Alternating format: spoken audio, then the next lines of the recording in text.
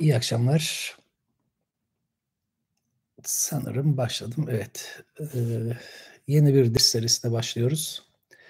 Bu derslerimiz şu an esas olarak eski Türkçe üzerine olacak. İslam öncesi eski Türkçe metinler çalışacağız. Vaktimiz yettiğince ve katılımcıların ilgisine, isteğine göre. Peki, öncelikle bir buradan ekran paylaşalım. Şöyle, evet. Şöyle ki, bu dersin özelliği katılımcıları da derse katmak. Yani önceden çalışmanız gerekiyor. Bu dönem Uygurca metinlerle başlamayı düşünüyorum. Vakit olursa, vakit yettiğince bir başka gün, başka bir saatte Köktürkçe, runik harfli Türkçe metinleri de yapabilirim. İlk olarak önümüzdeki salı 11 Mart akşam 8'de ders yapacağım. Şimdilik ders kitabı olarak bu benim Köktürkçe ve Eski Uygurca dersleri kitabımı kullanacağım. Bunu izlemenizi öneririm çünkü burada kaynakça var, giriş var. Buna dayalı bir çalışma yapacağım.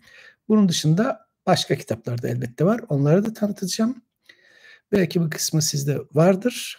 Olmayanları merak edenler alabilir. Burada hem Uygurca için iyi bir giriş var hem Köktürkçe için. Peki şöyle bu sistemi de yeni kullanmaya başladım. Başarabilecek miyim? Evet böyle. Böyle oluyor.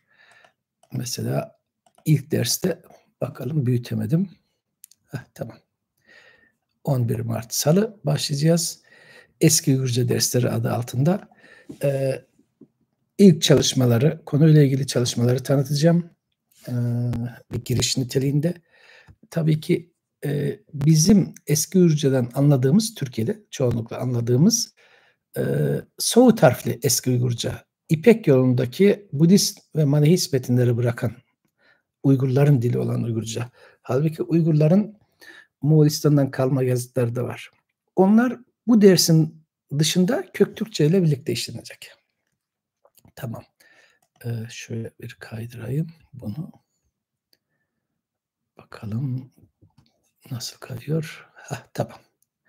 Mesela derste diyelim ki başladığımızda bu konunun ilk başlatıcıları kimler, bu bölgeye kimler gitti, ne çalışmalar yaptı, onlara değineceğiz. Mesela sağdaki resimde ünlü Fransız sinoloğu, yani Çin araştırmaları uzmanı Paul Pelliot var.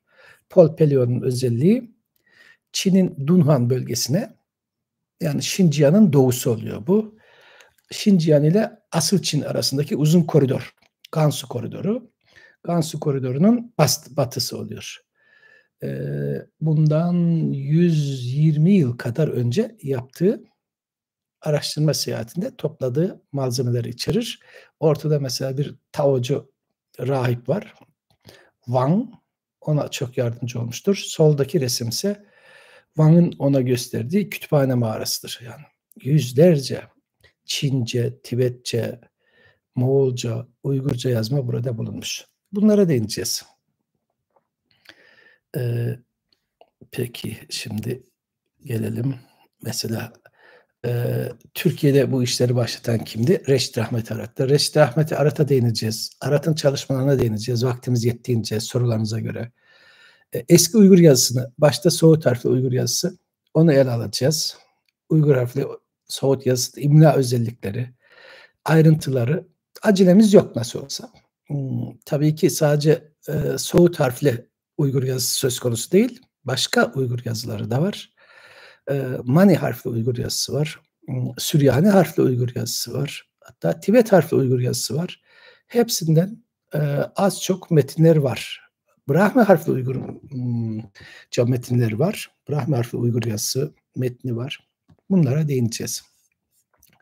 Başka tanıtım için ne koymuşum buraya? Bakalım.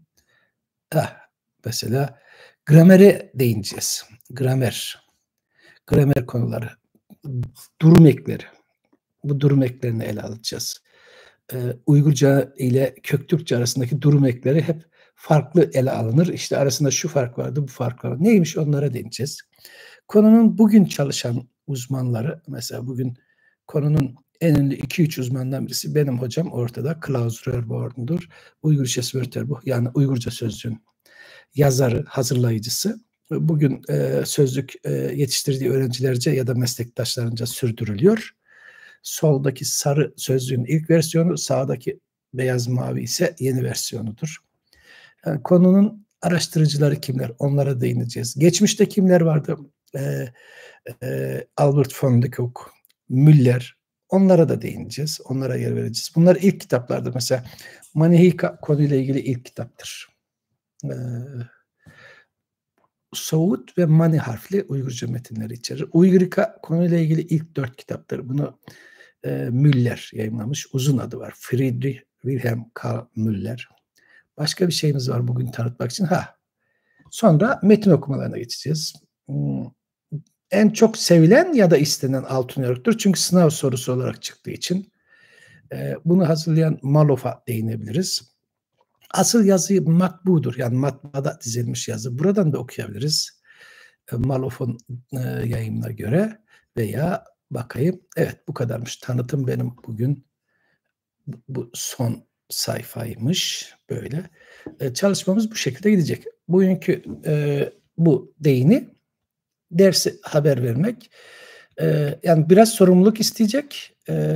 Turistik ya da eğlence için katılınan bir ders olmayacak. Soru da sorabilirim. Bu aklınızda olsun. Kısaca bunlar. Evet. Sizin bir sorunuz varsa yazabilirsiniz.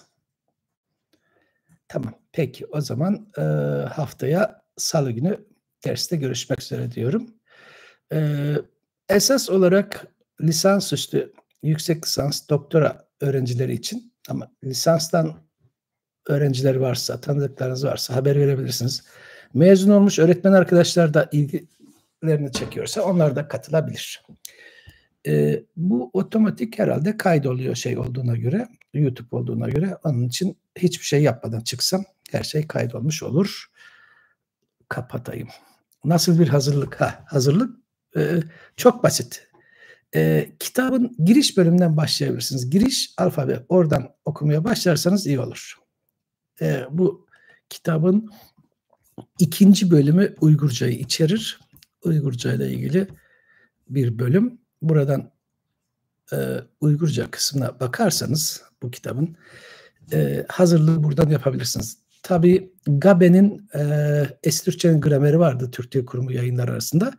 O da iyi bir kitaptır. Ama o daha çok gramer merkezli. Bu tür okuma metni gibi değil. Başkaca da Kemal Eraslan Hoca'nın grameri vardı. Onun da yararı vardır. Onun dışında her tür Uygurca metin yayımı ayrı ayrı katkısı vardır. Ders kitabı olarak ben buradan izleyeceğim. PDF'si yok. Çünkü ben PDF'ye karşı olan birisiyim.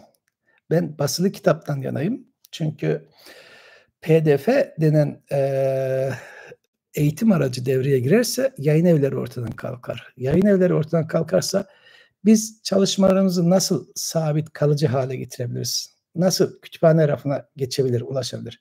Kitapçılar bizim kitabımızı niye basar? Basmaz. PDF yararlı ama birincil değil.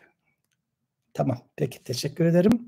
Haftaya Salı günü saat 8'de görüşmek üzere. Vakti olanlar için. Uygur Hakanlığı yazıları kitabı o kök Türkçe okuyacak olur isek gerekli. Ama bazı konularda onu destekler. İyi akşamlar. Teşekkürler.